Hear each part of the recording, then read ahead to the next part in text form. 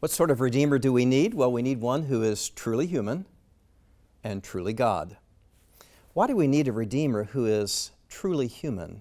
Well, one reason is so that He can identify with us. The Bible says He was in all manner tempted like we are, yet He was without sin. And the reason He went through our experience is so that He understands what we go through. I mean, He is our high priest. He understands how we suffer. He understands the things that we go through.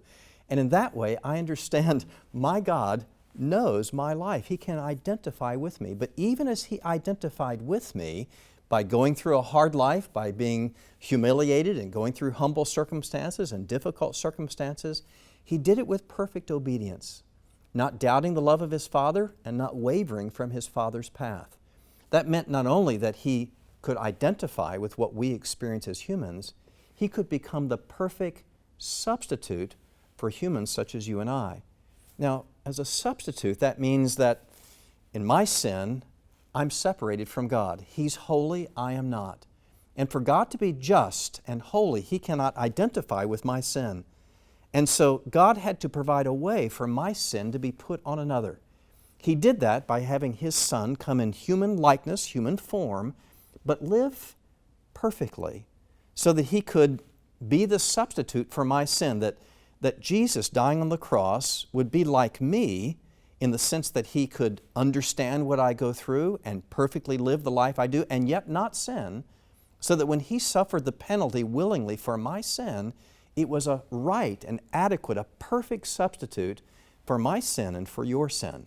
Jesus could identify with what we go through. At the same time, because He lived perfectly in obedience, He became the perfect substitute for my sin and for your sin as He took our sin upon Him on the cross.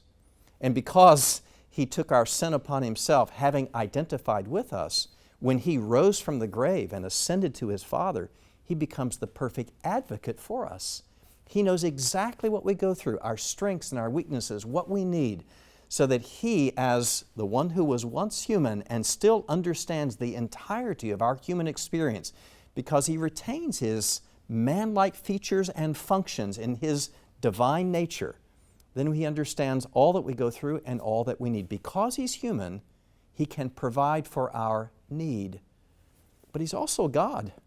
And what it means that Jesus was God, it means that He can accomplish the purposes for which He came. That even now He can rule our world in such a way that all God intends for our lives will happen. And when He was put to death, because He was God, He could fully not only pay the sacrifice for our sin, pay the debt that we owed, He could rise from the grave. Death could not defeat Him. And because He was alive, because He was sovereign, because He was divine and rose to God, He continues to advocate for us, but more than advocate, to accomplish God's purposes in our lives. He is the God who accomplishes all that we need, even as He is the man who understands all that we need and provides all that we need.